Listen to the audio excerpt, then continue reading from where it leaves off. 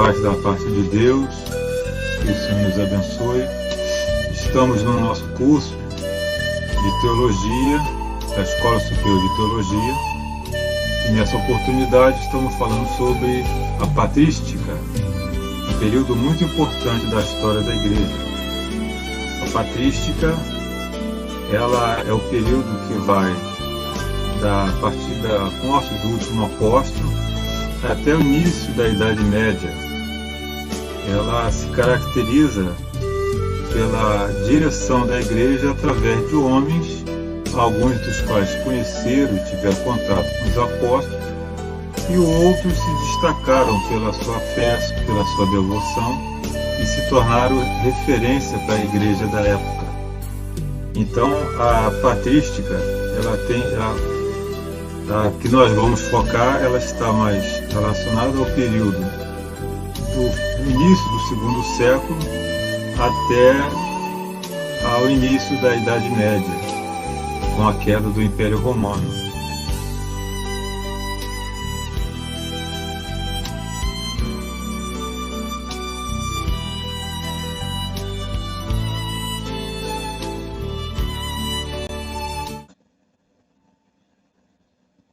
A patrística, ela é um período importante porque ela estabelece o início da teologia, como nós a conhecemos, porque no primeiro século você tinha a presença física dos apóstolos, da coluna da igreja, então não se fazia necessário praticamente o estudo sistemático das escrituras, porque você tinha, se houvesse alguma dúvida, você poderia procurar os apóstolos e eles mesmos resolveriam.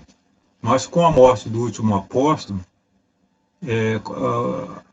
a igreja começa a se voltar para os escritos como base de fé. Então, esse período ele se caracteriza pelo o começo da teologia, e é interessante, a teologia é formada com as bases da filosofia, há um casamento da estrutura da filosofia sendo usado para formar a teologia. Uma outra questão também interessante desse período é a preocupação daqueles que nós chamamos de pais da igreja, os homens que se tornaram referência nesse período.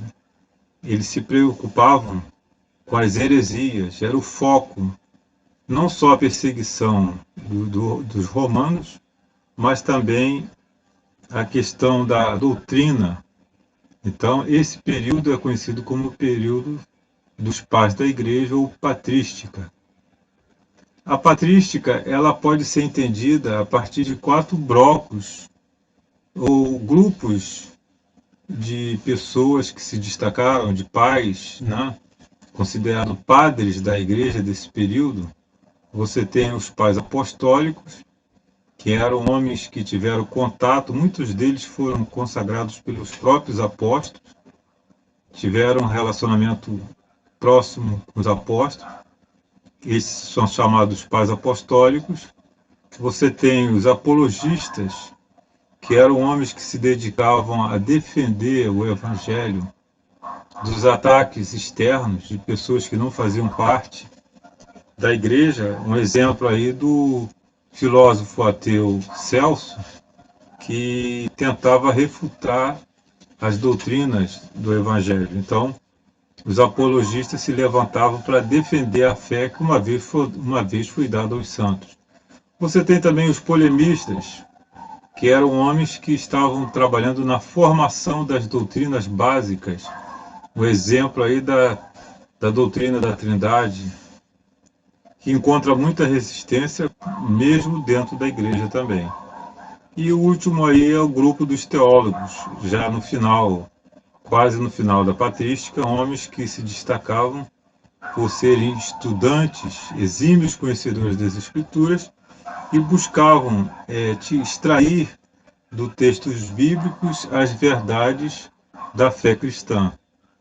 Como o primeiro pai da igreja, ou como primeira pessoa que recebe esse título de pai da igreja, é o nosso irmão Clemente de Roma, que teria nascido por volta do ano 30, e morrido por volta do ano 100. Então ele teve uma relação muito próxima com o apóstolo Paulo. Ele era discípulo de Paulo.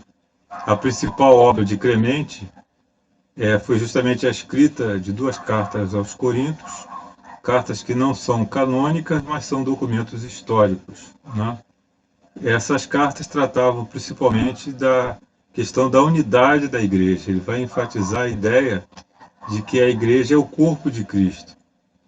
Esse cidadão, né, esse Clemente de Roma, esse pai da igreja, ele morreu de uma forma muito violenta. Ele foi jogado ao mar com uma pedra amarrada no pescoço, não porque ele estivesse cometendo algum crime, mas porque ele estava pregando o evangelho.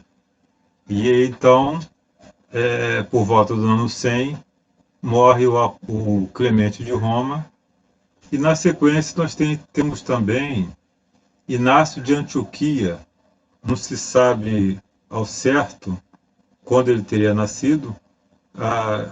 Eusébio diz que ele seria discípulo de João, também conhecia Pedro, e ele foi uma pessoa que escreveu muito. Ele deixou alguns livros também que ele escreveu. Ele foi martirizado, condenado no Coliseu, comido por leões, naquelas festividades que os imperadores romanos promoviam. E ele deixou uma frase muito interessante, que está em linha com todo o texto bíblico. Ele diz que pelo fruto se conhece a árvore, do mesmo modo que os que professam ser de Cristo reconhece-se pelas suas obras. Então, esse pensamento é do próprio Jesus, e diz a história que ele, quando foi condenado a morrer pelos leões, ele não pediu clemência e ele não fugiu dos leões. Ele dizia que queria ser martirizado, como era uma honra para ele morrer em prol do Evangelho. Um outro pai da igreja, que também teve um destaque muito importante na história, foi o Policarpo de Esmirna, discípulo de João apóstolo. Teria sido consagrado a bispo pelo próprio João. Ele escreve a Epístola aos Filipenses e outros documentos. O que marca a história de Policarpo de Esmirna foi seu martírio. Ele, quando preso, conduzido para ser morto, os soldados romanos ficaram com pena dele e disseram a ele que era só ele renegar Jesus que ele seria solto. E ele então teria falado uma frase que ficou registrado na história. Ele disse: eu tenho servido a Cristo por 86 anos e nunca ele me fez mal algum. Como eu poderia blasfemar contra o meu rei que me salvou? Eu sou um cristão, eu sou um crente. E aí ele teria sido jogado na fogueira e recebido essa morte cruel, foi totalmente carbonizado e entrou na história como um dos pais da igreja que, pelo seu testemunho, marcou bastante gente e serviu de referência para aquela geração. Além dos pais apostólicos, como eu falei, nós temos também os apologistas. Eles faziam aquilo que está escrito em Judas, né? Defendiam a fé contra os de fora do cristianismo. Batalhar pela fé que uma vez foi dada aos santos. Então, eram homens que se destacaram nesse propósito. Você tem Justino, o Marte, 100 a 170 depois de Cristo, Irineu, 130 a 200 depois de Cristo, e também Tertuliano de Cartago, 150 a 230 depois de Cristo. A ideia da apologia consiste na defesa da fé, a fé cristã.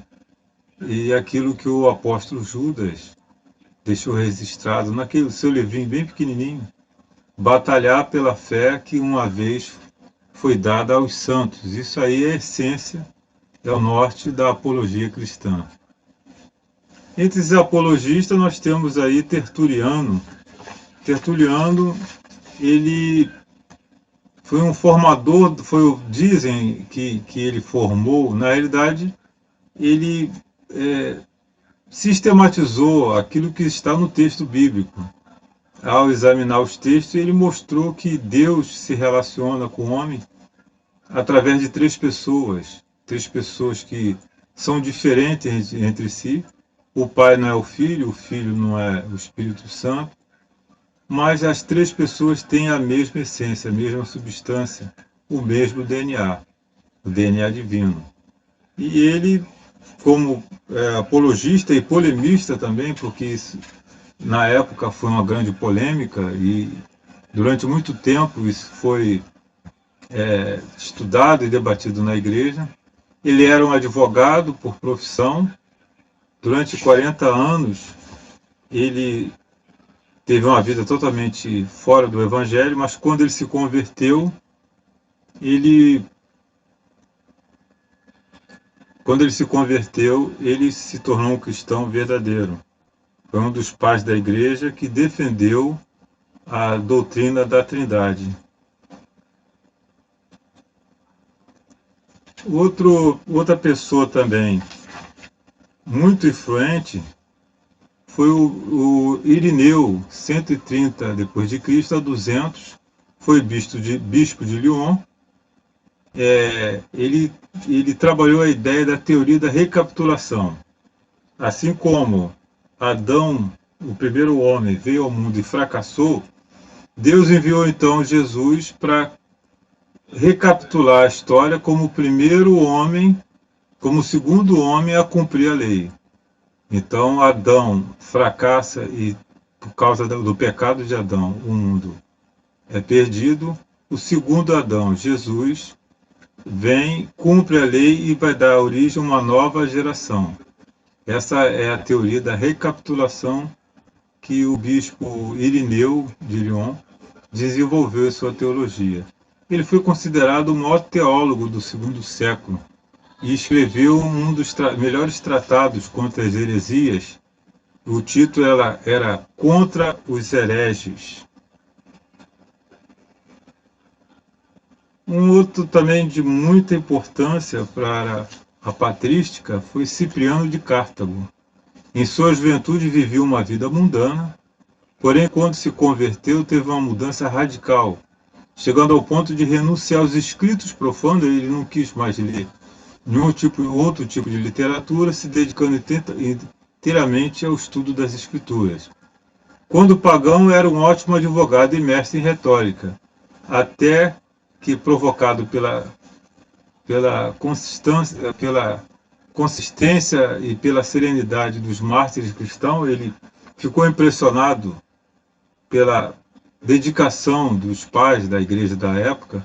Ele foi seguidor de Tertuliano e se converteu possivelmente em uma das pregações de Tertuliano, e ele, como o próprio Tertuliano, se voltou contra as heresias, né? Converteu-se ao cristianismo, já adulto, por volta do ano de 245. 3 anos depois foi eleito bispo de Cartago. Ele também teve uma morte muito triste, foi degolado na presença de grande multidão, que serviu como referência, e existe até a data do seu martírio, foi 14 de setembro de 258 d.C., durante a perseguição do imperador Valério. Um outro pai da igreja, que também se destacou nesse período, foi Atanásio. Atanásio, que chegou a ser patriarca de Alexandria, ele, quando era diácono ainda, ele participou de forma efetiva na refutação da heresia ariana. Ele participou do concílio de Nicéia, em 325, onde ele defendeu justamente a divindade de Jesus e a humanidade de Jesus. Enquanto Quiário, que também era um presbítero dentro da igreja, pregava que Jesus era a primeira criatura de Deus, o bispo Atanásio, através dos textos bíblicos, demonstrou que não, que Jesus era Deus na sua essência como Pai. E aí a heresia ariana foi condenada, graças ao Espírito Santo e ao empenho de Atanásio. Atanásio, verdadeiramente um campeão da fé. Nesse período, então, a gente vê a questão dos teólogos, porque ficou evidente que a teologia que estava surgindo, né, que vinha dos escritos, a preocupação em buscar nas escrituras as verdades de Deus ficou mais evidente. Então, a última parte dos pais da igreja, nesse período, os chamados teólogos, começam a aparecer com mais evidência. Você tem aí os principais teólogos da patrística, o Agostinho, natural de Hipona, 354 a 430 d.C.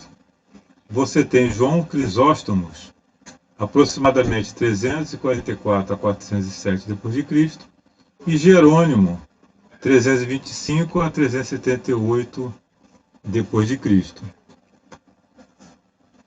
Agostinho de Hipona, ele foi considerado o maior teólogo da patrística. Ele era professor de filosofia e teologia, foi bispo de Hipona, é uma província da África, ajudou a formular a doutrina do pecado original, né? Como um vírus, o pecado ele se espalhou por toda a humanidade.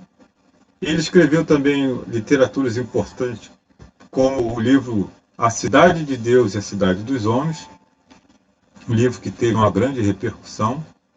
Desenvolveu também a questão do paradoxo de Epicuro, dizendo que o mal não é um ser, e sim a ausência de Deus. Assim como o escuro, as trevas, não existem, o que é as trevas? É a falta da luz. O mal também é a falta de Deus. Então, ele foi muito feliz nas seus estudos, no seu trabalho. Ele faleceu de causa natural em 28 de agosto de 430 depois de Cristo.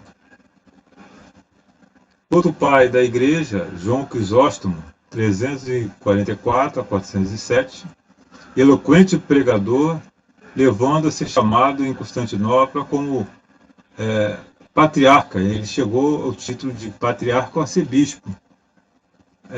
Crisóstomo, ele pregava contra os excessos, contra a vida devassa, ele pregava uma vida humilde, e por causa da sua retórica, por causa da sua dedicação, da sua devoção a Deus, ele sofreu perseguições e acabou no exílio.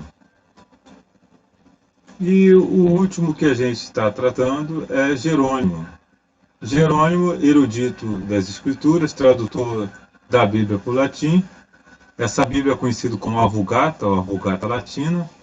Ele procurou trazer a Bíblia na linguagem comum, uma linguagem que as pessoas tivessem mais acesso, uma linguagem simples.